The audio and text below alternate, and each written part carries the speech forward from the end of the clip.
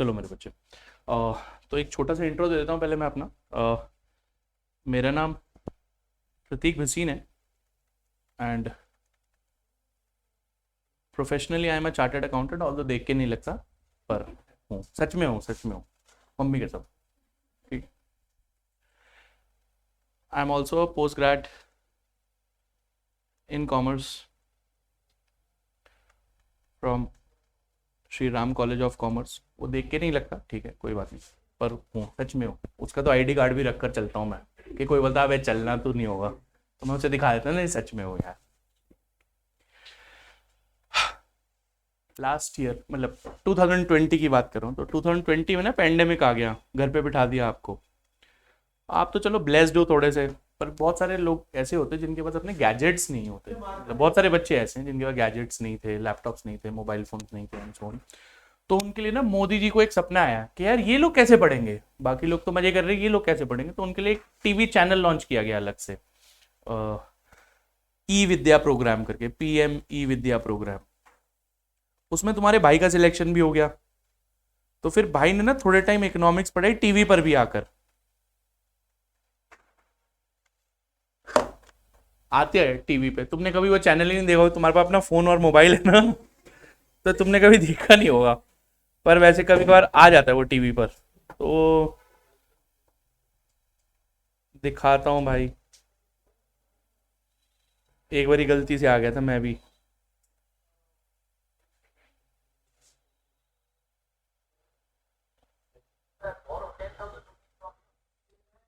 पता नहीं फोन पे दिखेगा तुम्हें या नहीं दिखेगा। इसमें मैं थोड़ा सा वो संवाददाता टाइप लग रहा होता हूँ, टीवी पे आता हूँ ना, बिल्कुल शरीफ एकदम। हाँ, नहीं मौसम की हाल नहीं बता रहा था भाई, मनी एंड बैंकिंग पढ़ा था। इंग्लिश वीक है, अब समझ रहा हूँ मैं। चलो कोई बात नहीं, ठीक है। तो पढ़ाते हुए ना काफी साल हो गए, बड़ा अच्छा लगता है, मेरी हॉबी है पढ़ाना। ठीक है, ऐसे पैसे कमाने के लिए नहीं पढ़ाता था, तो हॉबी की तरह शुरू करता, फिर मजा आने लग गया, फिर पैसे भी आने लग गए, तो फिर अब मैं फुल टाइम यही करता हूँ। बाकी मेरी अपनी प्रैक्टिस भी है, कभी कभार वो साइन करके पैसे भी कमा लेता हूँ मैं। मतलब सीए वाले साइन करते हैं ना, तो साइन करके भी पैसे कमा लेता हूँ। ठीक है, मैं आपसे पैसे की ही बात करूंगा, मेरा सब्जेक्ट ही वही वाला है। ठीक है, तो मेरे को कोई और बात करनी आती भी नहीं है। ओके। तो बाकी लोगों के साथ ना मैं काफ़ी सारे चैप्टर्स कर चुका था। हमने कंज्यूमर्स इक्विलिब्रियम कर लिया था ना, इंडिफरेंस कर्व भी कर लिया था, यूटिलिटी भी कर लिया था, डिमांड हम कर रहे थे। वो चीज़ें मैं आपको बाद में करवा दूंगा, टेंशन नहीं लेना। जो चीज़ें मैं आज पढ़ाऊंगा आपको सारी समझ आएंगी, ऐसा नहीं लगेगा कि अबे यार इससे पहले की पिक्चर तो बताई नहीं। बीच में से पिक्चर दिखाऊंगा पर समझ आ जाएगी, टेंशन नहीं लेना। ठीक है। मैडम आपका नाम क्या है? सुधा। गुस्सा क्यों है बेटा? गुस्सा मत हो यार, ऐसे मत करो। चलो, तो ना आज ना मैं exceptions to law of demand करवाऊंगा आपको क्लास में। मैं जो नोट्स आपको लिखवाता हूँ वो आपको लिखने होंगे, मैं क्लास में लिखवाता हूँ, पूरे टाइम लिखवाता हूँ। ठीक है, तो वो आपको लिखना होगा। ये ही नोट्स आपको एंड में पढ़ के जाने हैं। जो चीज़ें मैं बुक से पढ़वाऊंगा सिर्फ वही चीज़ें आपको बुक से पढ़नी है, बाकी सारी चीज़ें जो है आपको क्लास में लिखनी होंगी। ठीक है, आपका तो वैसे ही सीएमए है, तो सब्जेक्टिव है ना आपका पेपर, है ना, तो आपको तो लिखना ही लिखना है। ठीक है, तो आइए आज बात करेंगे exceptions to law of demand की। अब ये exceptions to law of demand होता क्या है, पहले इसकी बात कर लेते हैं। तो ना बचपन में लॉ ऑफ डिमांड पढ़ा करते थे। लॉ ऑफ डिमांड बोलता था यार कि जब प्राइस ज्यादा हो जाएगा तो क्वांटिटी डिमांड कम हो जाएगी, यानी कि जब एक चीज महंगी हो जाएगी तो कंज्यूमर उसको कम खरीदना चाहेगा, जब वो चीज सस्ती हो जाएगी तो कंज्यूमर उसे ज्यादा खरीदना चाहेगा, and other factors remaining constant. आज पढ़ने जा रहे हैं हम लोग इसकी एक्सेप्शंस। एक्सेप्शंस का मतलब ये है कि आज हम पढ़ने जा रहे हैं कि अगर ये लॉ ऑफ डिमांड अप्लाई नहीं होता, वो कौन से केसेस हैं, कहां पर ये लॉ ऑफ डिमांड अप्लाई नहीं होता। अब लॉ ऑफ डिमांड अप्लाई ना होने का मतलब क्या है?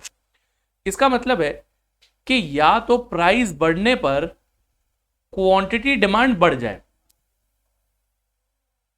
उल्टी बात हो गई ना, नहीं तो क्वांटिटी डिमांड घटती है, यहां बढ़ रही है, या फिर कांस्टेंट रहे।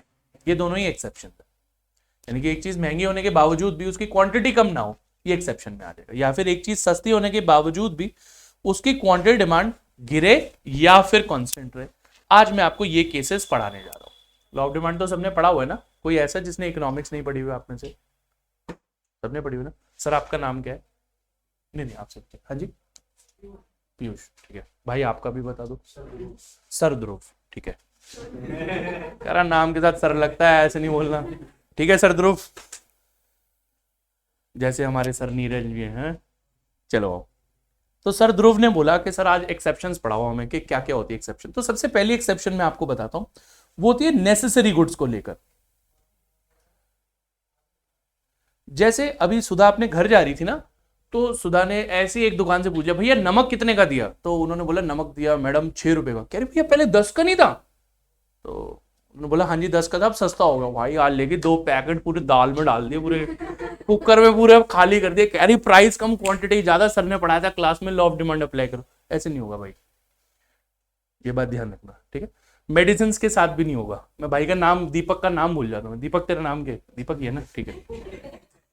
तो दीपक ने आज केमिस्ट वाले से पूछा भाई एक बार मैंने तेरे से सर दर्द की गोली ली थी, कितने की थी? कह रहा 20 रुपए की थी। कह रहा आप कितने की? कह रहा 15 की। दोस्त को फोन कर, कह रहा भाई आ रहा है केमिस्ट पे, एक पत्ता खा लेते, कभी आगे सर दर्द होगा तो होगा ही नहीं हो। तो ऐसे नहीं होता भाई। तो आप लिख सकते हो मेरे साथ साथ। जी सर आ रहे यही। अच्छा आ जाए सर, कोई बात नहीं, कोई नहीं, बीच में पिक्चर दिखाएंगे उनको। चलो आओ, कोई बात। तो आप मेरे साथ साथ लिख सकते हो दोस्त। भाई गुस्सा तो नहीं है ना तो सच में मेरे से? अच्छा नाम क्या है भाई का? यश। नाम बड़े अच्छे यार तुम्हारे। भाई का नाम क्या है? विजय। विजय भी अच्छा नाम है यार, ऐसा नहीं है कह रहा मेरी बारी में नहीं बोला भाई, तेरा भी नाम अच्छा है यार। चलो necessary goods. So when price changes, देखो जब मैं चेंजेस लिखता हूं ना तो मेरे को इंक्रीज डिक्रीज अलग से लिखने की जरूरत नहीं पड़ती भाई, तो इसलिए मैंने चेंजेस लिख दिया। तो इसमें इंक्रीज भी आ गया और डिक्रीज भी आ गया।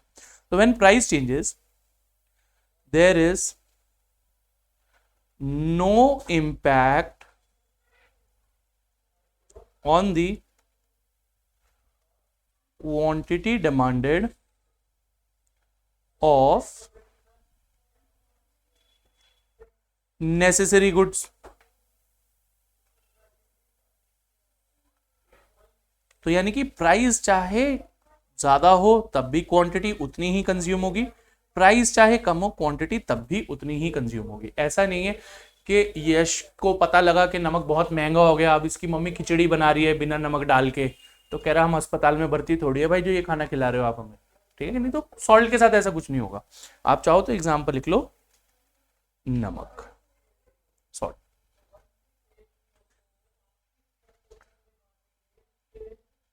चलो जी, इसके बाद आते हैं कॉन्स्पिशियस गुड्स। देखो अब इनसे ना आप थोड़ा मुश्किल ही कनेक्ट कर पाओगे, सर ऐसे क्यों बोल रहे हो?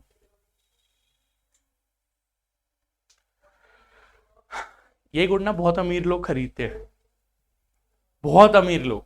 जैसे पेंटिंग हो गई, ठीक है। ये वो चीजें होती हैं जो अच्छा उसने ये वाली पेंटिंग खरीदी, मैं इससे महंगी पेंटिंग खरीद कर दिखाऊंगा। तो जितना प्राइस ज्यादा होता जाता है ना उस पेंटिंग का, अमीर लोगों में डिमांड उतनी ज्यादा बढ़ती जाती है उस चीज की। इन्हीं गुड्स को गुड्स विद स्नॉब अपील बोला जाता है, या फिर इन्हीं गुड्स को वेबलेन इफेक्ट भी बोला जाता है। वेबलेन एक इंसान था जिसने ना एक चीज नोटिस करी। उसने नोटिस करा 50 साल के गोल्ड के प्राइजेस को और गोल्ड की क्वांटिटीज को। उसने ये देखा कि पिछले 50 साल में गोल्ड के प्राइजेस जो है वो बढ़ते जा रहे थे और उसके साथ साथ उसकी जो क्वांटिटी डिमांड है वो भी बढ़ती जा रही थी। आज से अगर 30 साल 40 साल पहले मैं बात करूं, अगर आप अपने पेरेंट्स से ये बात करें कि उस टाइम पर जब शादियां होती थी तो कितना गोल्ड दिया लिया जाता था, तो वो बोलेंगे अरे बहुत ही कम दिया लिया जाता था। आप पूछोगे उनसे कि अरे उस टाइम पर तो बड़ा सस्ता था यार, गोल्ड ज्यादा दे रहे थे, तो वो बोलेंगे नहीं नहीं तब भी हमें महंगा ही लगता था। आज की डेट में गोल्ड 50,000 रुपए है 10 ग्राम, और पहले से ज्यादा डिमांड हो रही है।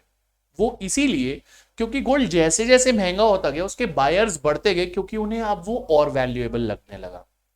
जैसे आज चांदी ना, चांदी 60,000 रुपए किलो है, गोल्ड 50 लाख रुपए किलो है। मतलब 1 किलो गोल्ड लेना तो 50 लाख रुपए चाहिए, 1 किलो चांदी लेनी है ना तो 60,000 रुपए चाहिए, ठीक है, मैम का नाम क्या था, कशिश। तो कशिश ने ये नोटिस करा कि यार सिल्वर जैसे ही डबल हुआ ना तो उसके खरीदार डबल से भी ज्यादा हो जाएंगे, क्योंकि अब जैसे जैसे सिल्वर के प्राइसेस बढ़ने शुरू होंगे ना तो लोग उसे और फॉलो करना शुरू कर देंगे। आज की डेट में कहते हैं अरे चल चांदी की चेन पहने, हट गोल्ड की पहनता है तो बात होती। पर अगर वही चांदी 10 लाख रुपए किलो होती ना तो उसकी चेन भी वैल्यूएबल, तब उसके खरीदार और ज्यादा होते। तो कोई चीज वैल्यूएबल क्यों हो जाती है, क्योंकि जब उसे बहुत सारे लोग खरीदना शुरू करते हैं तभी तो वैल्यूएबल होती है। अब मान लेते कि इस फ्लैट की कोई वैल्यू नहीं, कोई नहीं खरीदना चाहता, पर अगर इसी फ्लैट को 10,000 लोग खरीदना चाहते हैं, या फिर ये लोकेलिटी बहुत अच्छी लोकेलिटी है, लोकेलिटी अच्छी कैसे होती है, लोगों से अच्छी होती है, या फिर जब बायर्स उसे खरीदना चाहते हैं कि वाह कॉलेज फेसिंग, मतलब हमारा भाई जो है, भाई तो बोले कॉलेज फेसिंग होना चाहिए मकान, कि मेरे को कॉलेज जाने की जरूरत ही नहीं है, मैं यहीं से कॉलेज लाइफ एंजॉय कर लूंगा अपनी बालकनी से खड़े होके, लोग नाच रहे होंगे मैं भी उनके साथ हाथ हिला लूंगा ये, ठीक है। तो कहने का मतलब ये है मेरे बच्चे कि जब हम कॉन्स्पिशियस गुड्स को पढ़ते हैं, इनके प्राइस बढ़ने से इनकी क्वांटिटी और ज्यादा डिमांड होने लगती है। तो ये वो गुड्स होते हैं जिनको देखा देखी लोग लेना शुरू कर देते हैं, अच्छा वो भी गोल्ड दे रहा है तो मैं भी गोल्ड दूंगा, मैं भी गोल्ड दूंगा, एंड सो ऑन। डायमंड के साथ भी ऐसा ही होता है कि एक डायमंड की ऑक्शन होती है, जितना महंगा डायमंड होता जाता है उतने ज्यादा लोग बढ़ते जाते हैं उसकी ऑक्शन करने के लिए। अमीर लोग, कभी आपको लगता है कि लाख रुपए की चीज पे आएंगे कभी उसको ऑक्शन करने के लिए, उस पर बोली लगाने के लिए? नहीं, जब वो करोड़ की होगी तो वो आएंगे, और जब वो 100 करोड़ की होगी ना तो ज्यादा अमीर लोग आएंगे उसमें। अमीर बंदा बोले अबे 1 करोड़ की चीज के लिए मैं जाऊंगा क्या, हाँ 100 करोड़ की होती तो जाता मैं।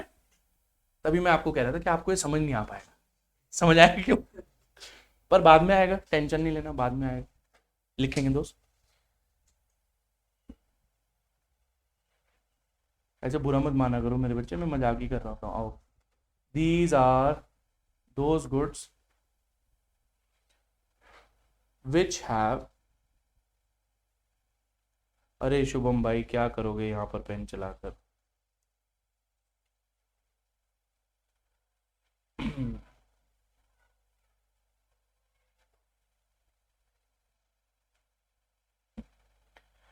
so these are those goods which have a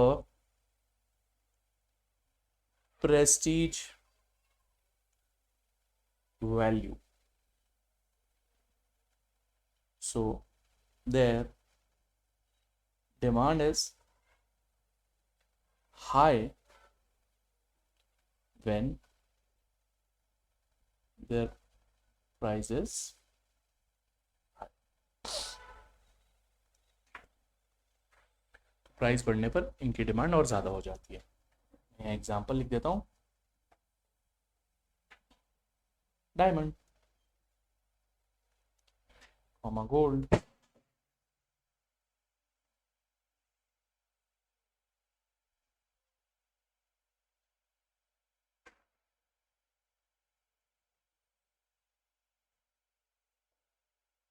तो वहां का लिखा हुआ दिख ही नहीं रहा।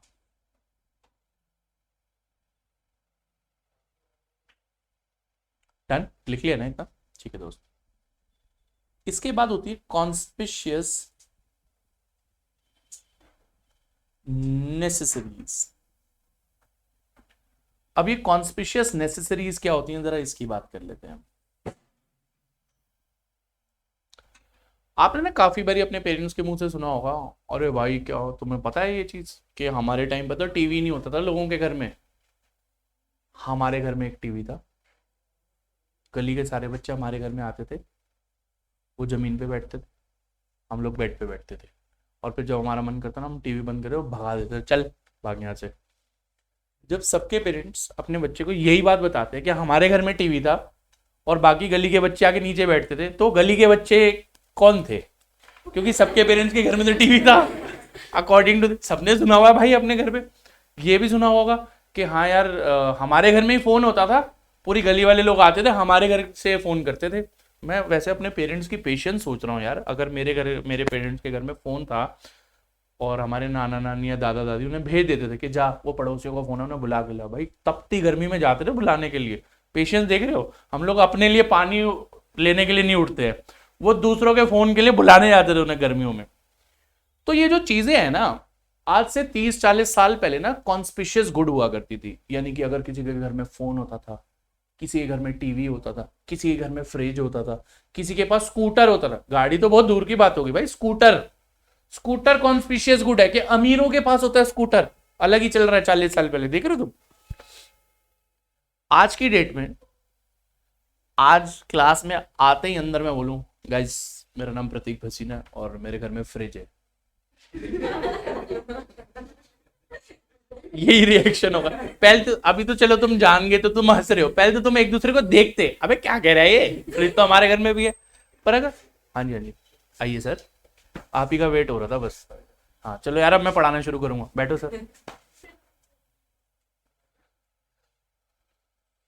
अभी तक हम लोग मजाक कर रहे थे, आपने सुना भी होगा, हंस रहे थे ना बच्चे, तो हमने कुछ नहीं पढ़ा दोस्त। आपका नाम क्या है दोस्त? सर मयूर, मयूर अच्छा अच्छा। मुझे लगा आप भी सर ध्रुव की तरह, ठीक है। मयूर भाई, मयूर मेरा एक बचपन का फ्रेंड भी हुआ करता था, फिर मैं सीए बन गया था, तो फिर दोस्ती टूट जाती है, ऐसा होता है, सच बता रहा हूँ मैं आपको। आपके बहुत सारे दोस्त बनेंगे, फिर जब आप सीए बन जाओगे तो वो लोग जेलस हो जाएंगे, उन्हें लगेगा कि तुम बड़े आदमी हो गए हो, तुम्हारी जॉब ना लगी हो, पर उन्हें लगेगा तुम हो गए बड़े आदमी भाई, बात ही करनी छोड़ देगा तुमसे। चलो कोई नहीं। तो मैं आपको बता रहा था फ्रिज, टीवी, मोबाइल की बात कर रहा था भाई। 1994 के आसपास ना इंडिया में मोबाइल फोन्स लॉन्च हुए। फ्लॉन्ट करने की चीज होती थी भाई मोबाइल फोन। लोग यहाँ बेल्ट के साथ बक्कल लगाकर घूमते थे फोन का, इतना बड़ा फोन होता था भाई। मेरे ऐसा बंदा तो बैठ भी नहीं पाता भाई, तो बक्कल लगाकर घूमते थे कि भाई देखो फोन है यार अपने पास। भाई 32 रुपए 1 मिनट की कॉल होती थी, आप सोच रहे 32 रुपीज 1 मिनट की कॉल। लोग उसमें मिस कॉल खेला करते थे बेसिकली, इनकमिंग भी आती थी ना। हाँ भाई कहा है, बाहर खड़ा हूं, 16 रुपए लग गए, इतने के भी। ये चीजें ना फ्लॉन्ट करने वाली हुआ करती थी। आज अगर क्लास के अंदर आते मैं बोलूं तुम्हें पता है मेरे पास एक कैमरे वाला फोन है, हंसने लगो क्या भाई क्या बता रहा है ये। कॉन्स्पिशियस नेसेसरीज क्या होती है, मैं आपको ये चीजें बताता हूं। मैंने आपको पहले नेसेसरी गुड के बारे में बताया, फिर कॉन्स्पिशियस गुड के बारे में बताया, अब मैंने इन दोनों को ज्वाइन कर दिया, कॉन्स्पिशियस नेसेसरी बना दिया। कॉन्स्पिशियस नेसेसरीज ऐसे गुड्स होते हैं जो एक टाइम पर कॉन्स्पिशियस गुड्स हुआ करते थे, सिर्फ अमीरों के पास हुआ करते थे। धीरे धीरे करके जब लोगों की इनकम बढ़ी तो वो एक नेसेसिटी बन गए। अब आज उनका होना बहुत बड़ी बात नहीं है, उनका ना होना बहुत बड़ी बात है। कि जैसे क्लास के अंदर आज मैं आकर बोलूं, आप लोगों को पता है मेरे पास मोबाइल नहीं है, मैं मोबाइल यूज नहीं करता, that will attract you more. क्या सर क्या मोबाइल नहीं? या मैं बोलूं तुम मेरे घर में एक दिन गए, सर टीवी नहीं है क्या आपके घर में? मैं कहा नहीं। फ्रिज नहीं है क्या, मटके से पानी पिला रहे हो तुम्हें ऐसे करके, तो तुम्हें लगा भाई क्या हुआ, तो ये तो सबके घर में होता है, तुम्हारे घर में नहीं है। तो अगर आज से 20 साल पहले के और आज के मैं प्राइजेस कंपेयर करूं किसी भी चीज के, आप टीवी के प्राइजेस ले लो, आप फ्रिज के प्राइजेस ले लो, आप मोबाइल फोन के प्राइजेस ले लो, दे हैव मैसिवली इंक्रीज्ड। आप अपने पेरेंट्स से पूछोगे कि पुराने जमाने में 25 साल पहले टीवी कितने का आ जाता था, वो बोलेंगे आपको बेटा 2-3-4 हजार रुपए का, 5 हजार का टीवी आया था, टैक्स ला करके कंपनी आती थी उसका टीवी आता था, 5 हजार का आ जाता था। आज टीवी 40-50-60 हजार से कम नहीं आता है। लेते हैं ना लोग, है ना, आप सब लोगों के घर में टीवी है ना। आज से 40 साल पहले पढ़ा रहा होता ना यही चीज, तो नहीं था, आप में से 1-2-4 लोगों के पास होता बस। तो विद टाइम कुछ चीजें कॉन्स्पिशियस होने के बावजूद भी हमारी नेसेसरी बन जाती। अब जैसे अगर मैं आज की डेट में आपसे पूछूं, आपके किसी के घर में डिश वॉशर है? डिश वॉशर बर्तन धोने की मशीन है? मेरे भी नहीं, क्योंकि वो हमारे कल्चर का पार्ट नहीं बना है अभी। आगे जाकर आज से 40 साल बाद बन जाएगा, वो एक कॉन्स्पिशियस नेसेसरी हो जाएगी उस टाइम। आज की डेट में कॉन्स्पिशियस गुड है क्योंकि वो बर्तन धोने की मशीन रखी हुई है भाई, तो आज की डेट में कॉन्स्पिशियस गुड है। आज से 40 साल बाद कॉन्स्पिशियस नेसेसरी बन जाएगा।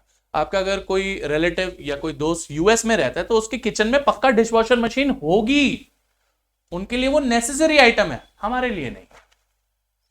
ये बात समझ आती है मेरे बच्चे, कॉन्स्पिशियस नेसेसरी क्या? ठीक है, तो मैं लिख रहा हूं, आप मेरे साथ साथ लिख सकते हो। These are those goods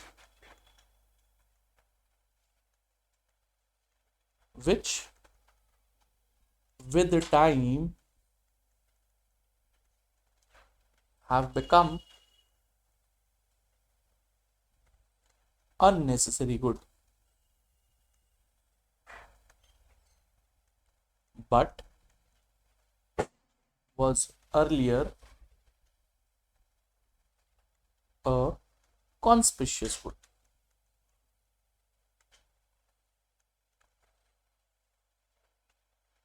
For example,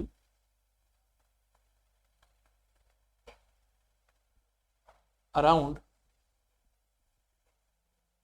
25 कम हो गया, around 40 years ago, television used to be a conspicuous good.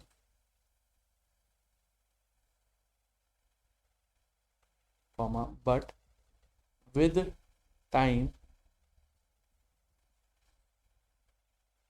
it became unnecessary.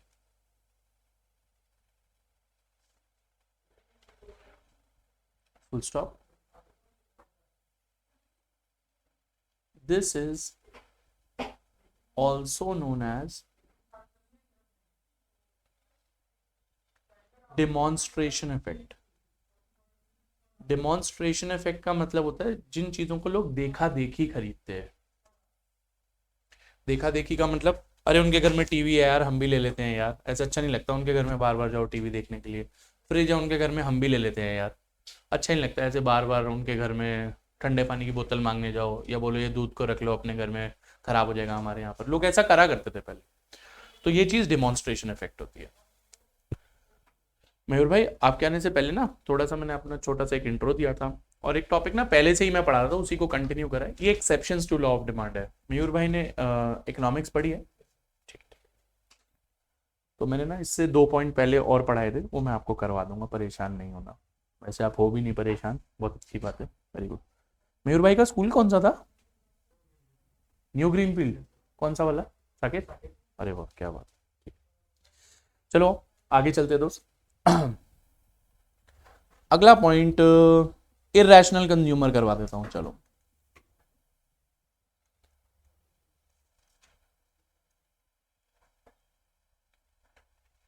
Irrational consumer क्या होता है मैं आपको बताता हूं. इरैशनल कंज्यूमर का मतलब होता है बेवकूफ कंज्यूमर, जिसे मार्केट की नॉलेज नहीं होती. ठीक है.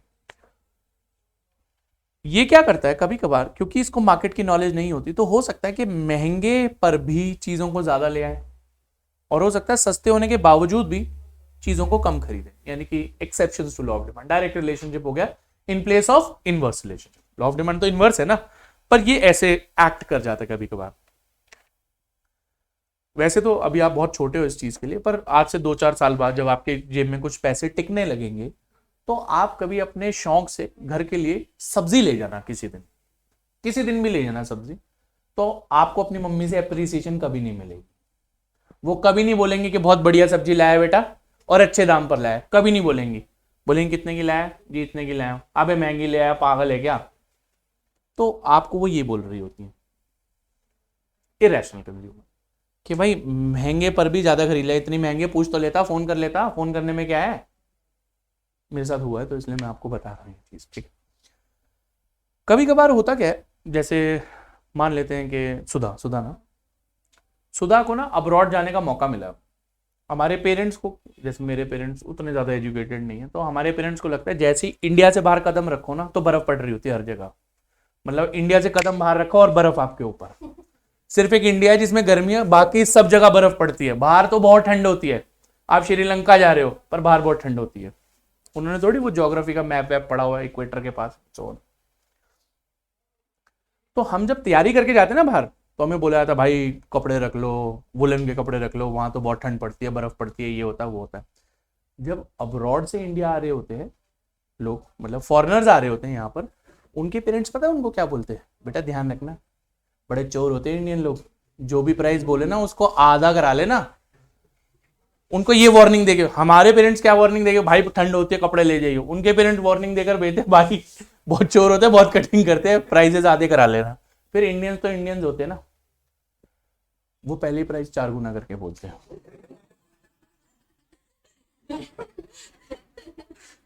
कहते इन्होंने आधा तो कराना ही है, तो कोई नहीं डबल तो देकर जाएगा.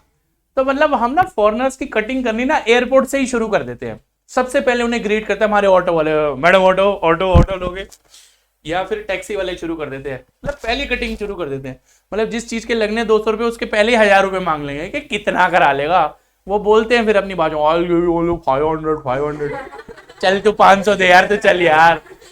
हर जगह सेटिंग होती है, उनसे पूछते do you want to have food, ये वो, उनको रास्ते में खाना भी खिलाते, उसमें भी पैसे मार लेते हैं ये लोग। तो मतलब उनकी कटिंग करते ही रहते हैं हम लोग। कभी पालिका बाजार चले जाओ आप, आपको बहुत सारे फॉरेनर्स दिखेंगे वहां पर, उनकी क्या मस्त कटिंग कर रहे होते ना हमारे लोग, मतलब देख के ही हंसी आ रही होती है भाई क्या कर रहे हैं ये। तो ऐसे ही ना मेरा एक दोस्त था ही था, मैंने बताया ना आपको, किस्सा बताया ना अभी। तो बहुत सारे दोस्त छट जाते हैं, सच में छट जाते हैं। तो दोस्त था मेरा, बड़ा अच्छा दोस्त था। तो उसके किराए पर, मतलब उसने किसी को किराए पर मकान दे रखा था। तो वो बंदा अफगानिस्तान का था, अफगानी था वो। तो उसको इंग्लिश ना इंग्लिश बोलनी आती थी उसको, ना उसको हिंदी बोलनी आती थी, सब मिक्स बोलता था। एक दिन आया, मेरे दोस्त का नाम मनीष था, मैं उसके साथ में कह रहा Manish Manish today I went to Balika बाजार।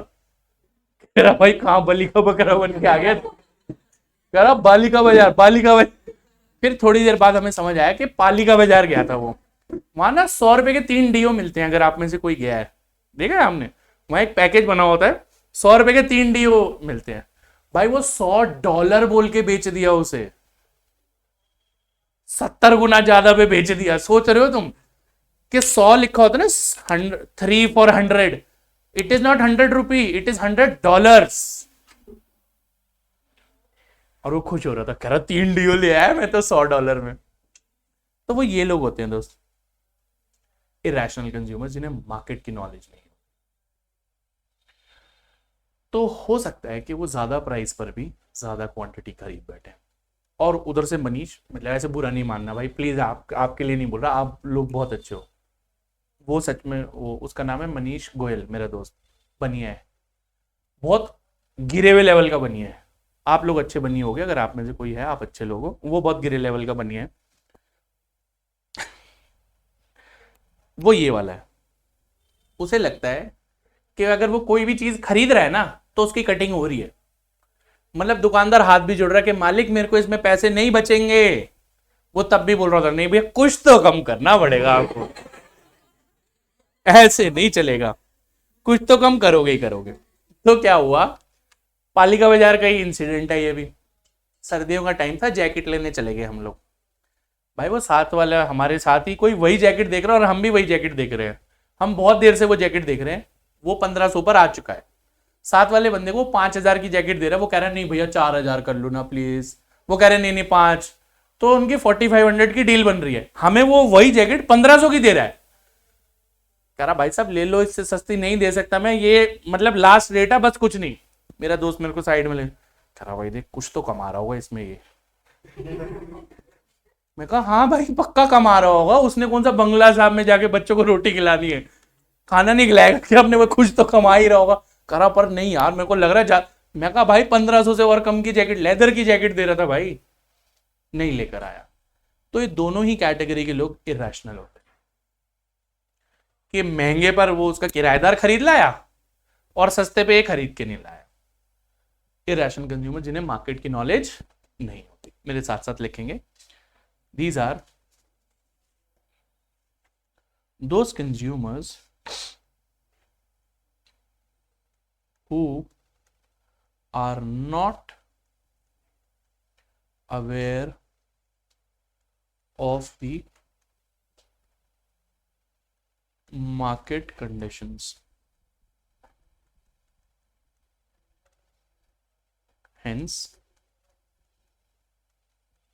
they may demand more at higher prices or demand less at lower prices.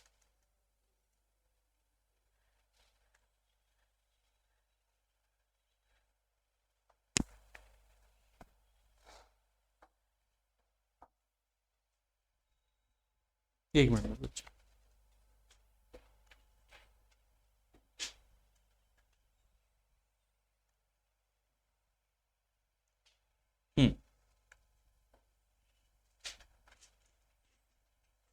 इसके बाद अगला पॉइंट होता है मेरे बच्चे, future expectation of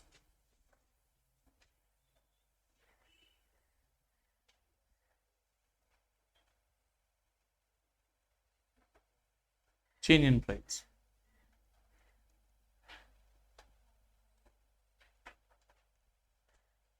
future expectation of change in price. मान लेते हैं कि एक चीज ना 10 रुपए की मिलती है, ठीक है, तो उसके कुछ कंज्यूमर्स है, मान लेते हैं 100। फ्यूचर में एक्सपेक्टेड है कि उसका प्राइस बढ़ जाएगा, 12 रुपए हो जाएगी। ऑब्वियसली आज और ज्यादा लोग खरीदने लगेंगे उसे कि यार परसों से 12 रुपए की होने लगी, आज ही खरीद लेते हैं, आज तो 10 की मिल रही है।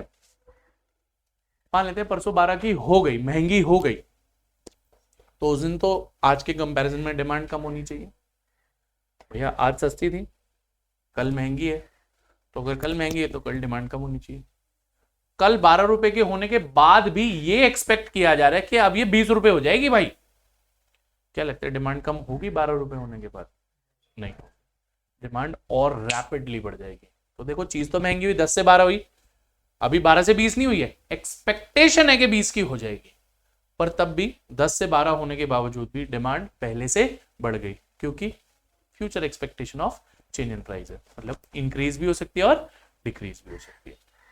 ऐसे पेट्रोल के साथ पहले हुआ करता था, अब तो पेट्रोल का प्राइस डेली चेंज होता है, काफी टाइम से चेंज नहीं हो रहा बिकॉज ऑफ द इलेक्शंस, पर जनरली पेट्रोल का प्राइस अब डेली चेंज हुआ करता है। पहले क्या हुआ करता था, पेट्रोल के प्राइसेस कभी महीने 2-3 महीने बाद चेंज हुआ करते थे। कभी कभार ऐसा हुआ करता था कि पेट्रोल का प्राइस 3 रुपए बढ़ा दिया जाता था। भाई लोग ना अपने बिस्तर से उठ के स्पेशली वो हीरो होंडा निकाल के उसको तेल भरवा के लाते थे कि चल भाई अभी भरवा लेता हूँ, 3 रुपए बच जाएंगे। 20 लीटर तेल आता था, 60 रुपए बचते थे उसमें, और उसके लिए अपनी नींद से जाग के अलग से जाके पूरा फुल करा लेते थे। अब ये सब नहीं होता है, क्योंकि पेट्रोल के प्राइस डेली चेंज होते हैं, डेली 10 पैसे बढ़ जाते हैं, गिर जाते हैं। अभी इलेक्शंस की वजह से बढ़ घट नहीं रहे। Future expectation of change in price काफी चीजों में देखा गया। जिस टाइम पर नोटबंदी हुई ना 8 नवंबर 2016 को, तो एक अफवाह उड़ी। अफवाह ये थी कि भाई अब नमक 200 रुपए किलो हो जाएगा। सुनी थी किसी ने अफवाह?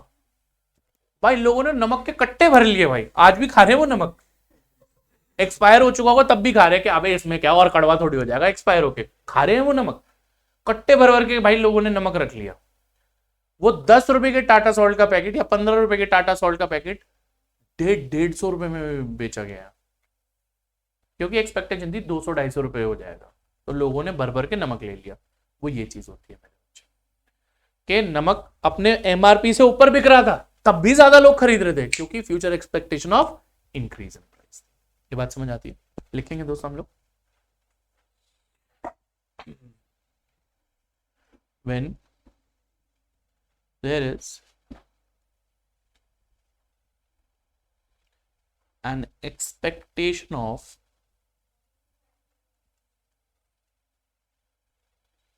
increase in price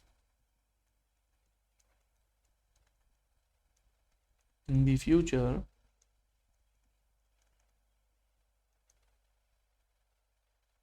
comma, consumers may demand more of it, even if price has increased.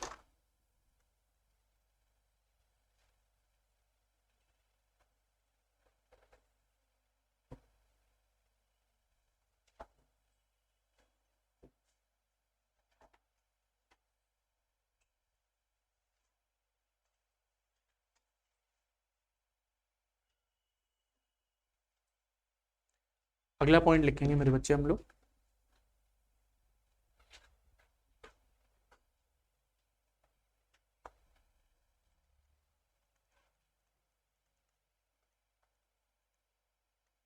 Given good. पता है आप लोगों को गिवन गुड क्या होता है? किसी को कोई आइडिया हो? नीरज भाई को तो पता ही होगा, और किसी को कोई आइडिया गिवन गुड्स क्या होता है? ठीक है, तो भाई हमारे बोलते हैं सर देखो गिफन होता है महाघटिया चीज, बहुत खा ही नहीं सकते आप, इतनी बेकार चीजें। ठीक है, एक चीज पूछूं, बुरा तो नहीं मानोगे पक्का ना? आपका स्कूल कौन सा था? हाँ, तो इसमें बुरा मानने वाली कोई बात नहीं, ठीक है ना? ठीक। नहीं, कभी कभार बच्चे ऑफेंड हो जाता है, क्या मैंने एग्जाम्पल दिया था, कुछ गलत नहीं है।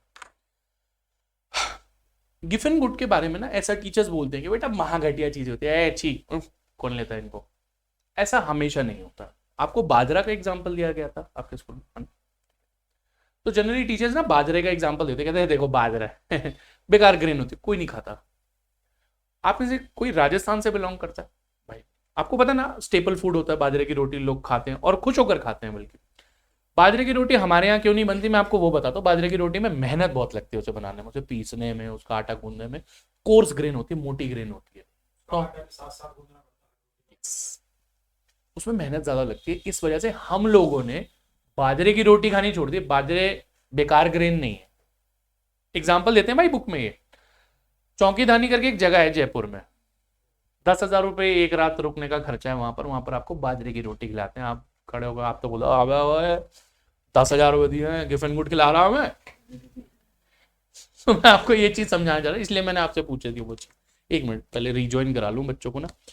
बेटा जी रिज्वाइन कर लो फटाफट से ना, मैं मीटिंग एंड कर रहा हूँ। हो ही गई अपने आप।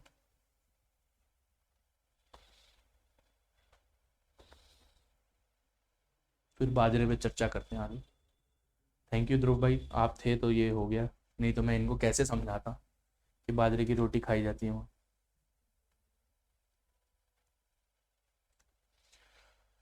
तो भैया बाजरे की रोटी जो है ना वो एक्चुअल में स्टेपल फूड है राजस्थान का। गुड़ के साथ और इन सारी चीज़ों के साथ एक दाल बनती है, मोटी दाल होती है, उसके साथ खाई जाती है, अलग अलग चीज़ों के साथ खाई जाती है। तो बाजरे को किताबों में बोला गया है कि हाँ वो गिफन गुड है, एक्चुअल में वो गिफन गुड का एग्जाम्पल नहीं है। आज भी बाजरे की रोटी बहुत जगह खाई जाती है। वो बात अलग है कि अर्बन एरियाज में हम वो कबूतर को डाल देते हैं, पर एक्चुअल में बाजरा जो होता है वो वीट से ज्यादा न्यूट्रिशियस होता है। मेरे फादर डायबिटिक है, मैं अभी कुछ दिन 2 दिन पहले ही पढ़ा रहा था उन्हें कि पापा बाजरे की रोटी खाया करो।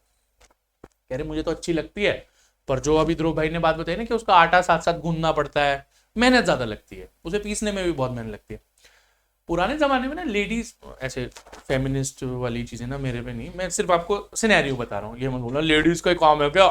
तो पुराने जमाने की बात है, पुराने जमाने में ना लेडीज के पास बहुत टाइम होगा, वेल नो व्हाट्सएप, और लेडीज का कोई ऐसा काम भी नहीं था कि सबको सुबह गुड मॉर्निंग भेजनी है या राम राम भेजनी है तभी वो उठेंगे। मेरी मम्मी का ये फंडा है कि जब तक मैं अपने बेटे को सुबह गुड मॉर्निंग नहीं भेजूंगी तो वो नहीं उठेगा, उसके बाद भी नहीं उठता। एक दिन मम्मी और मेरी लड़ाई हो गई इस बात पे। कहती यार मैं तेरे को गुड मॉर्निंग भेजती हूँ तो मेरा रिप्लाई तो करते नहीं। मैं कहा मम्मी हम एक ही घर में रहते हैं, आपका एक अलग कमरा है, मेरा एक अलग कमरा है, बस कमरा अलग है, घर एक ही है, सब कुछ एक ही है।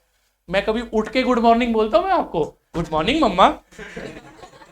मैं व्हाट्सएप पे क्या बोलूँ आपको। तो ना पुराने जमाने में लेडीज फ्री हुआ करती थी, फ्री मतलब टाइम टाइम फोड़ना होता था, मतलब टाइम ढूंढती थी वो चीजें कि किससे हमारा टाइम पास हो। तो उसमें बाजरा एक बड़ा रोल प्ले करता था, क्योंकि बाजरे को पीसने में बड़ी मेहनत लगती थी और अकेले के बस की भी नहीं। चक्की होती थी, चक्की इतनी बड़ी होती थी एक बंदी से चलती नहीं थी, एक आंटी से चलती। तो सामने वाली पड़ोसन को बुलाती थी कि आ जाओ मिलके चुगलियां करते और बाजरा पीसते हैं। तो वो अपना बाजरा भी ले आती थी, इनके पास भी अपना बाजरा होता, दोनों अपना बाजरा पीस लेती थी और साथ में चुगलियां भी कर लेती पूरी गली की। तो बाजरा पीस रहे तो उनको उनके पास टाइम हुआ करता था। दैट वॉज अ टाइम जब लोग न्यूट्रिशियस फूड खाते थे। ऐसा बुरा नहीं मानना बिल्कुल भी, ठीक है, बिल्कुल बुरा नहीं मानना। आज के टाइम पर लेडीज के पास टाइम नहीं है बिकॉज दे आर अर्बन और वो काम करती हैं, विच इज गुड, मैं ये गलत नहीं बोल रहा, अच्छी बात है कि लेडीज काम करती हैं, बहुत अच्छी बात है। तो हमें वो सारी चीजें नहीं मिला करती जो पुराने टाइम में मिला करती थी, क्योंकि उसमें मेहनत लगा था। इस वजह से हम लोग बाजरे से वीट पर शिफ्ट हो गए, जो एक ऐसी ग्रेन होती है जो पिसी पिसाई आती है, रेडीमेड आटा आता है। पुराने जमाने में कोई भी आटा नहीं खरीदता था, सब गेहूं खरीदते थे, खुद पिसवाते थे, बाजरा खरीदते थे, खुद पिसवाते थे। ये मैंने देखा है होते हुए, मेरी उम्र बहुत ज्यादा बड़ी नहीं है पर मैंने देखा ये होते हुए कि लोग खरीद रहे हैं, कनक खरीद रहे हैं, गेहूं खरीद रहे हैं, उसको पिसवा रहे हैं और अपना आटा खुद, क्योंकि लोग विश्वास नहीं करते थे कि हाँ यार बाजार का आटा इसमें मैदा मिला होगा, इसमें ये होगा, तो इस वजह से नहीं लेते थे। तो बाजरा जो है गिफन गुड का एग्जाम्पल नहीं है। ये कहानी मैंने आपको इसलिए बताई क्योंकि बहुत सारे ही बच्चों को स्कूल में, जिसके भी स्कूल में पढ़ाया जाता है, ये गिफन गुड के आगे बाजरा लिख दिया जाता है, जबकि बाजरा इसका एग्जाम्पल नहीं। बाजरा हम लोग नहीं खाते, इट्स नॉट बिकॉज क्योंकि वो सस्ता है। बाजरा हम इसलिए नहीं खाते क्योंकि उसमें मेहनत ज्यादा लगती है। ठीक है, तो जरूरी नहीं है कि जिस चीज में मेहनत ज्यादा लगे वो बेकार होती है, घटिया नहीं है। किसी मतलब आप कंपेयर कर लो वीट के साथ, किसी चीज में घटिया नहीं होगी। मैंने परसों ही पढ़ा है, वीट से ज्यादा न्यूट्रिशियस है। तो सर फिर गिफन गुड क्या होता है? अब मैं आपको गिफन गुड समझाता हूं कि गिफन गुड होता क्या। यश ना विजय, तो गिफन गुड एक ऐसा गुड होता है जो कि प्राइस बढ़ने के बावजूद भी सबसे सस्ती चीज होती है मार्केट में जो अवेलेबल। ठीक है, गिफन मतलब ऐसा नहीं है कि जो सबसे सस्ती चीज हो वो घटिया हो। प्राइस के साथ आप क्वालिटी इक्वेट नहीं कर सकते। तो एक लौंडा था, उसका नाम था सर रॉबर्ट गिफन। बात हो रही है इंग्लैंड की। तो इंग्लैंड में ना अब वॉर छिड़ चुकी है, वर्ल्ड वॉर का टाइम है। उस टाइम पर ये लड़का एक चीज देख रहा है, मतलब भाई साहब हैं, बड़े भाई साहब है, सर लगता है इनके नाम के आगे, ध्रुव के बाद इन्हीं का ही नाम आता है। ठीक है, सर रॉबर्ट गिफन। तो ये लड़का एक चीज देखता है, लड़का नहीं है सर है, ठीक है, कि भाई इंग्लैंड के जो कंज्यूमर्स हैं वो ब्रेड खाते हैं और मीट खाते हैं। जैसे हम यहाँ दाल रोटी खाते हैं ना, तो उनका स्टेपल फूड हो गया ब्रेड एंड मीट हो गया। ओके, लेट्स सपोज कि अभी ये लोग एक ब्रेड और एक मीट का यूनिट खाते हैं, और भी चीजें खाते होंगे, ऑयल, बटर, पास्ता, फिश, बहुत सारी चीजें खाते होंगे। तो उसने ये दो चीजों को नोटिस करा। उसने देखा जब वॉर हुई ना, वॉर के टाइम पर क्या होता है मैं आपको वो बताता हूँ। वॉर के टाइम पर ना जो कंट्री होती है वो वॉर गुड्स बनाना शुरू कर देती है और ऐसी चीजों की शॉर्टेज होनी शुरू हो जाती है, सप्लाई रुक जाती है उनकी, या फिर इनकी प्रोडक्शन हो जाती है बंद। मान लेते हैं कि एक ब्रेड की फैक्ट्री है। अब क्योंकि इकोनॉमी में रिसोर्सेज तो फिक्स्ड है, तो ब्रेड की फैक्ट्री वाले बंदे को बोला था भाई तू ब्रेड बनानी बंद कर, ये चीजें बना। जैसे जिस टाइम पर कोविड की वेव आई थी, डेल्टा वेरिएंट आया था, तो बहुत सारी फैक्ट्रीज जो कि स्टील बनाती थी या कुछ और बनाती थी, उनको बोला क्या ऑक्सीजन बनाओ, ऑक्सीजन की शॉर्टेज हो रही है भाई। जैसे टाटा का स्टील प्लांट था, रिलायंस के बड़े स्टील प्लांट थे, तो उन्होंने स्टील बनाना बंद करके ऑक्सीजन बनाना शुरू कर दिया था। अगर आपको नहीं पता तो मैं आपको बता रहा हूँ। तो जब पुराने जमाने में वर्ल्ड वॉर देखो ना, सेकेंड वर्ल्ड वॉर 1945 में खत्म हो गई थी, तो आज से 70 साल पहले की बात कर रहा हूं मैं आपसे। उस टाइम पर बहुत लिमिटेड कैपेसिटी हुआ करती थी, तो अगर कोई देश लड़ाई पर चले जाता था, वॉर पर चले जाता था, तो वॉर गुड्स बनाने के लिए जो फैक्ट्रीज ऐसी चीजें बना रही होती थी उन्हें बोला जाता था भाई ये चीजें बनानी बंद करो और वॉर गुड्स बनाने शुरू करो।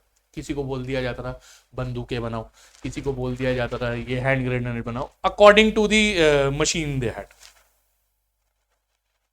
तो उसने देखा इन चीजों की होगी थी शॉर्टेज। अब जिस भी चीज की शॉर्टेज होगी भाई प्राइस तो ऊपर जाएगा ही जाएगा, ये बात तो पक्की है। तो क्या हुआ, बहुत सारी चीजों के प्राइसेस जो हैं वो बहुत ऊपर चले गए। किसी चीज का प्राइस यहां पहुंच गया, किसी का यहां पहुंच गया, किसी का यहां पहुंच गया, ऐसे मीट का प्राइस भी यहां पहुंच गया। ये लोगों की हैसियत है, ये जो हैसियत बनाई है ना मैंने, लाइन बनाई है, ये लोगों की हैसियत रेखा, औकात समझ सकते हो आप। पर ब्रेड महंगी होने के बावजूद भी ना अभी भी लोगों के औकात के अंदर, अब ये लोगों को पेट तो भरना ही था। ऐसा तो है नहीं कि आज मैं 4 रोटी खाता हूँ और कल अगर देश की लड़ाई हो जाए तो मैं 1 रोटी पर आ जाऊँ, ऐसा तो है नहीं भैया, मेरे को तो पेट भरना है, आपको भी भरना होगा। तो लोगों ने बोला भैया मीट तो अब चले गया औकात के बाहर, ये तो खा नहीं सकते, तो यहाँ तो लॉ ऑफ डिमांड अप्लाई हो गया। कशिश ने बोला हाँ जी sir, price increase, quantity demand decrease, 1 से हो गया 0। पर फिर दीपक ने देखा कि भाई ये क्या, कि ब्रेड महंगी होने के बावजूद भी लोग इसको ज्यादा खरीद रहे हैं। तो उसने ये पैराडॉक्स, एक कंफ्यूजन का सामना करा कि लॉ ऑफ डिमांड तो बोलता है प्राइस ज्यादा तो क्वांटिटी डिमांड कम, पर ब्रेड तो महंगी हुई पर फिर भी उसकी क्वांटिटी ज्यादा हुई। तो उसने ये पैराडॉक्स को गिफन गुड बोला, गिफन इफेक्ट बोला। उसने ये चीज बोली कि यार ये गुड यानी कि जो ब्रेड है वो सारी चीजें महंगी हुई, ब्रेड भी महंगी हुई, पर फिर भी ब्रेड की डिमांड इसलिए बढ़ी क्योंकि ये सारी चीजों के कंपैरिजन में अभी भी सबसे सस्ता गुड अवेलेबल था। ये एक्चुअल गिफन गुड है जो उसने ब्रेड को गिफन गुड बोला। तो गिफन अलग से कोई कैटेगरी नहीं है चीज की, कोई भी चीज गिफन हो सकती है। अब आप ये सोचो, जैसे मैं नाम अपर्णा से मैंने पूछा, अपर्णा आज क्या ब्रेकफास्ट में क्या खाया, कह रही सैंडविचेस। मैंने कहा गिफन गुड खा कर रही है, ब्रेड। ये थोड़ी बोलूंगा। अब आप सोचो, अगर आपने चाय के साथ ब्रेड खा ली तो मैं अबे घटिया चीजें खाते हो तुम लोग, ऐसे थोड़ी बोलूंगा भाई। इतनी बात समझ आती है, तो ब्रेड को गिफन गुड बोला। अच्छा, इसका एग्जाम्पल आपको इंडियन कॉन्टेक्स्ट में चाहिए, मैं आपको इंडियन कॉन्टेक्स्ट में एक एग्जाम्पल दे देता हूँ।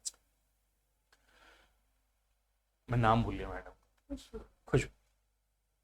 तो खुशबू ने मेरे को बताया कि सर देखो, कुछ कंज्यूमर्स की बात कर लेते हैं जिनकी एक बजट कैपेसिटी है 3 लाख की गाड़ी लेने की। मान लेते हैं बहुत सारे इंडियन कंज्यूमर्स हैं जो 3 लाख तक की गाड़ी लेना चाहते हैं। इसमें 3 ऑप्शंस अवेलेबल है उनके पास।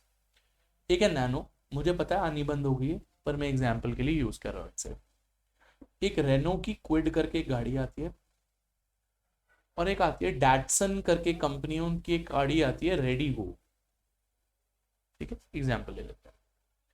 मान लेते हैं 2.5 लाख की है, 2.5 लाख, ये 2.75 लैक्स, और ये 2.9 लैक्स। मान लेते हैं 10 लोग इसे खरीदना चाहते हैं, 10 लोग इसे खरीदना चाहते हैं, 10 लोग इसे खरीदना चाहते हैं। यहाँ तक कोई दिक्कत तो नहीं। इंडियन गवर्नमेंट आई पीछे से, कहती है अब जीएसटी लगेगा इन पे, तथास तो जीएसटी लगा दिया। 25-25 हज़ार रुपये महंगी हो गई ये गाड़ियाँ। जब ये 25,000 महंगी हुई तो ये हो गई 3.15 लाख। ये 25,000 महंगी हुई, ये 3 लाख पर पहुंच गई। ठीक है, या चलो 30,000 महंगा कर दें, बाहर ही ले जाए उसे बिल्कुल, 3.05 लाख, और ये होगी भाई 2,80,000। तो अब इस केस में क्या होगा, जिन लोगों ने रेडी गो या क्विड का प्लान बना रखा होगा, क्योंकि वो उनके बजट के बाहर चलेगी, वो लोग इधर आना शुरू कर देंगे। तो देखो, प्राइस बढ़ने से नैनो को नुकसान नहीं हुआ, फायदा हो गया कि चलो बढ़िया है, चीजें महंगी हो गई तो लोग सबसे सस्ती चीज को खरीदते हैं। कोविड आया, कोविड के टाइम पर लोगों की इनकम कम हो गई। फायदा पता है कौन से ब्रांड्स को हुआ, जो बिल्कुल लोकल ब्रांड्स थे। क्योंकि उस टाइम पर जब लोगों की इनकम कम हो जाती है ना, वो लोकल ब्रांड अगर अपना थोड़ा सा भी प्राइस बढ़ाएंगे ना, तब भी लोग उन्हें लेंगे। मानते आप लक्स का साबुन लेते थे नहाने के लिए, आप कहते हो नहीं यार अब थोड़ा सा कॉम्प्रोमाइज कर लेते हैं, आपने उससे नीचे कैटेगरी वाला गोदरेज नंबर 1 साबुन लेना शुरू कर दिया, तो वो खुश हो जाएगा कि सही है यार, वो तो चाहेगा लोग गरीब हो जाए एकदम, क्योंकि वो उनको केटर करता है भाई। वो चीज मैं आपको बता रहा हूँ। अच्छा, ऐसे ही जब मतलब कोविड की सिचुएशन आई, तो लोगों ने शैम्पू की बॉटल्स की जगह शैम्पू के पाउचेस खरीदने शुरू कर दिए। तो कंपनीज को उसमें ज्यादा फायदा होता है। आपको पता है कंपनी को पाउच में ज्यादा फायदा होता है, क्योंकि वो शैम्पू की बोतल 1 लीटर जो है वो बिकती है मान लेते 500-600 रुपए की। वही जब पाउच में बेचा जाता है, शायद 1 रुपए का नहीं, 2 रुपए का 1 ml होता है, उसके अंदर जो शैम्पू होता है 2 रुपए का होता है 1 ml। तो वही पाउच के हिसाब से देखो तो 2,000 रुपए की बोतल बिकती है वो। तो उनको फायदा हुआ उस चीज से। तो इनको मैं गिफन गुड बोलता हूँ। ये बात समझ आती है? तो गिफन गुड जो आप सोचते हो और जो एक्चुअल में है वो अलग अलग है। ठीक है मेरे बच्चे, तो गिफन गुड के बारे में लिखेंगे हम लोग।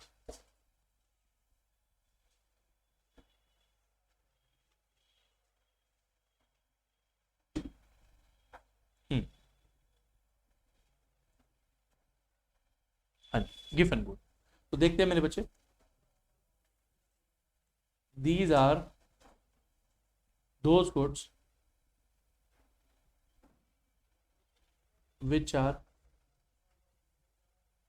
cheapest in terms of price। ये ध्यान रखना।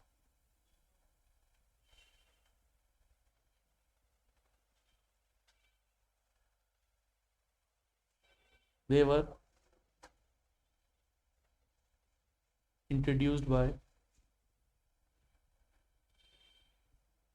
Sir Robert Giffen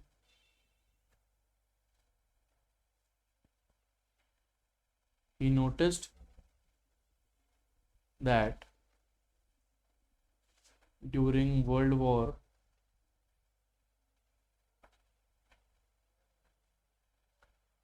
all items of consumption became expensive,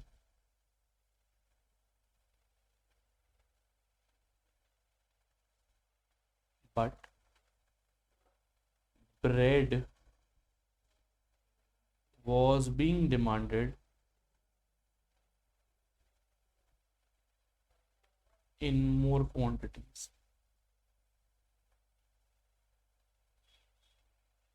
In spite of being expensive.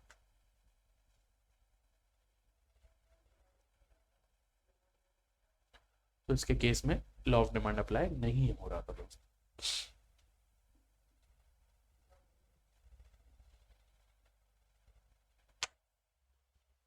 Done ना, लिख लिया ना, ठीक है। एक और कैटेगरी है, मतलब एक और पॉइंट है इसका, और वो है स्पेक्यूलेटिव गुड्स।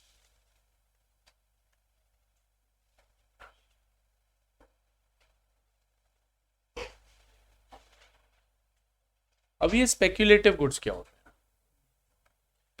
कोई आप में से बताना चाहेगा स्पेक्यूलेटिव गुड्स आपको क्या लगता है कि क्या होते हैं? स्पेक्यूलेशन कभी वर्ड सुना हो? ले कशिश दोस्त आराम से देख। हाँ जी, जिन पे सही बोल रहे थे, बहुत बढ़िया। स्पेक्यूलेशन का मतलब होता है तो सट्टा लगाना।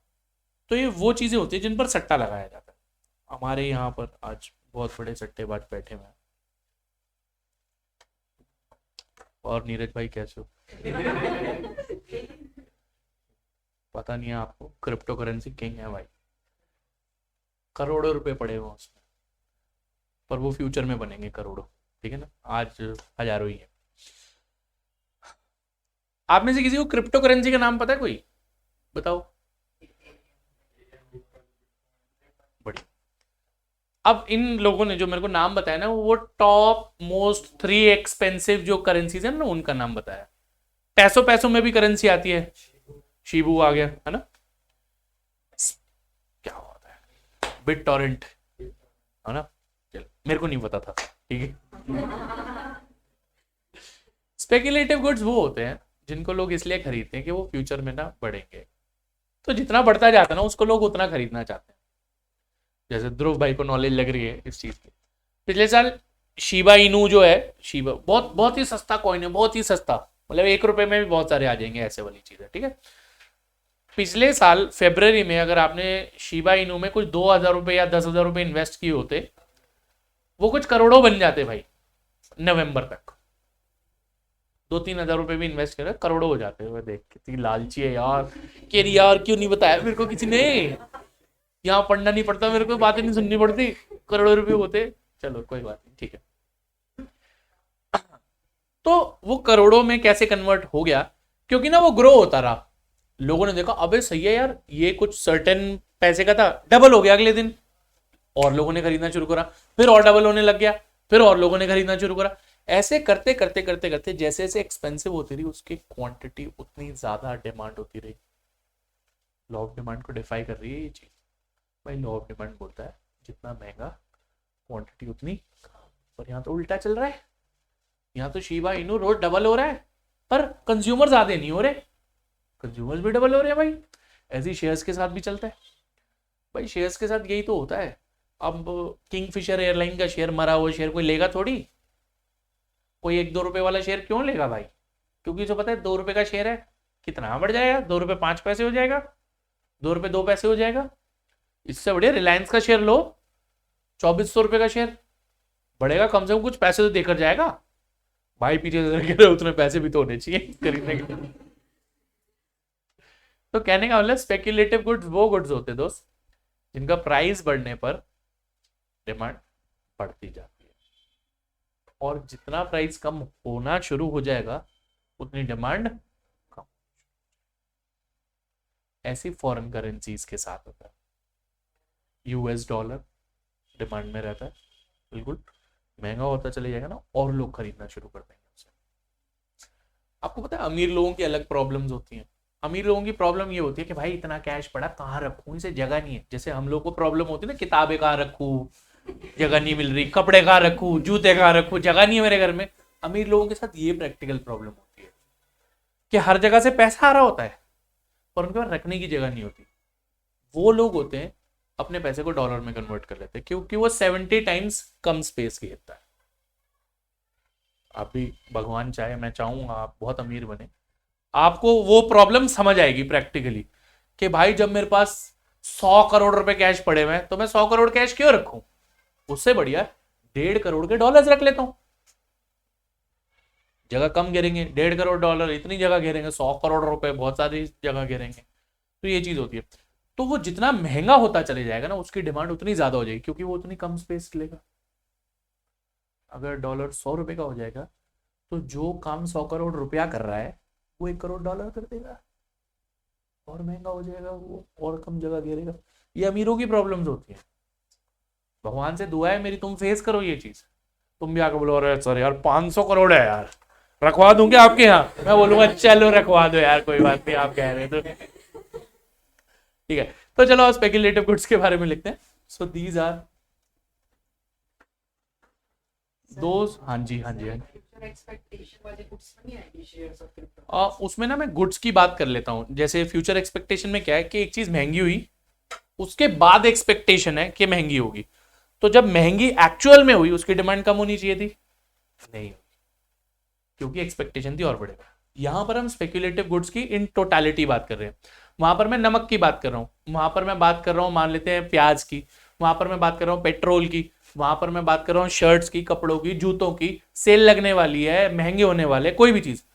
पर जूते स्पेक्युलेटिव गुड्स में नहीं आएंगे, कि जूतों पे सट्टा लगा रहे लोग, भाई ये जूता, इस पे सट्टा नहीं लगा। ठीक है। So these are those goods which are bought due to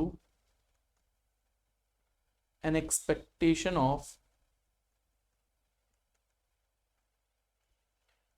making profit.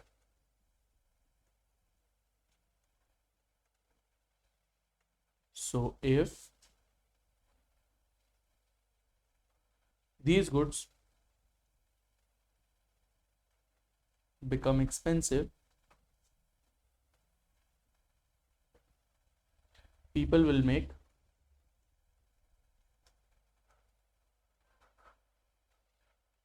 profit. For example, shares, foreign currency. अब तो मैं क्रिप्टो करेंसी का भी एग्जांपल लिख सकता हूँ यहाँ, सब लोगों को पता है क्रिप्टो करेंसी के बारे में, एटसेट्रा।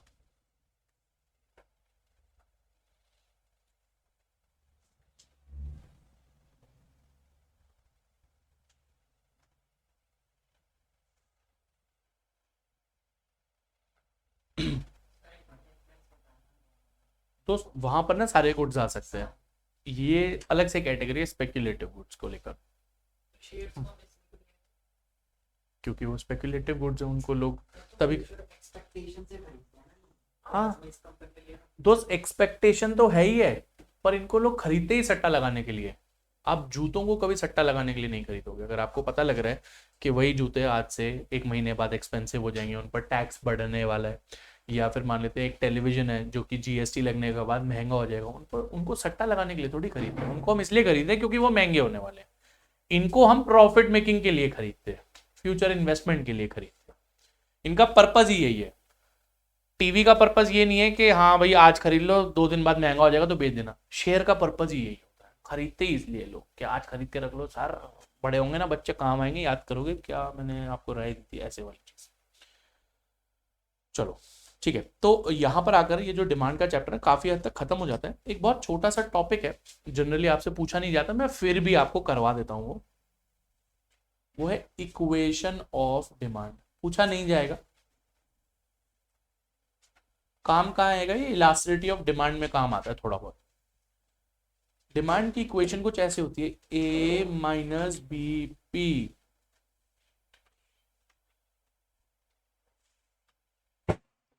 डिमांड की इक्वेशन होती है मेरे बच्चे ए माइनस बी पी। इसमें ए क्या होता है, ए होता है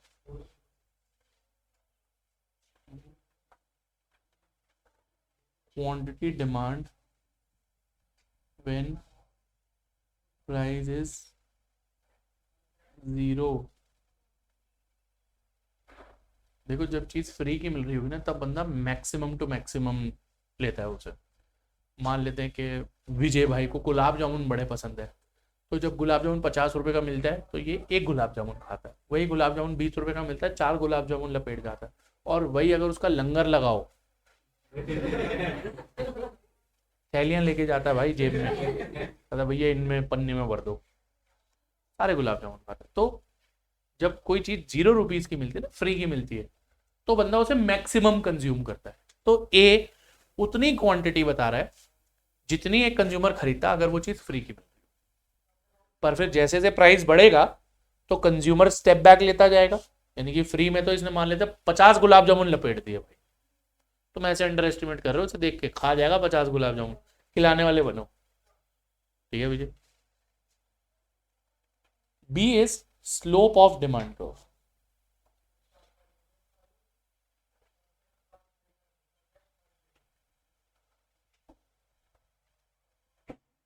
स्लोप का फॉर्मूला है डिमांड के delta P by delta Q. देखो किसी भी कर्व का स्लोप निकालना, मयूर भाई को दिख नहीं रहा, किसी भी कर्व का स्लोप निकालना हो ना मेरे बच्चे, तो वो निकलता है, ये y एक्सिस है, ये x एक्सिस है, तो delta y by delta x। आप बचपन में जब मैथ्स पढ़ते थे तो आपको बताया भी जाता था y2 minus y1 upon x2 minus x1। तो y2 माइनस y1 मतलब y का चेंज, x2 माइनस x1 मतलब x का चेंज, तो इसलिए ये बन गया delta y by delta x। क्योंकि डिमांड कर्व पे यहाँ प्राइस और यहाँ क्वांटिटी लिखी होती है, तो मैंने डेल्टा y और डेल्टा x को रिप्लेस कर दिया डेल्टा p और डेल्टा q से। ठीक है कशिश बच्चे, ये बात समझ आती है डेल्टा p डेल्टा q भाई साहब? ओके। अच्छा P क्या होता है? P प्राइस एट विच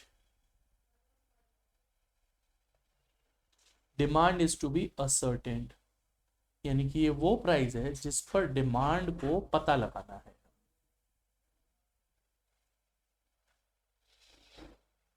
ये वो प्राइस है जिस पर हमें डिमांड को पता लगाना है।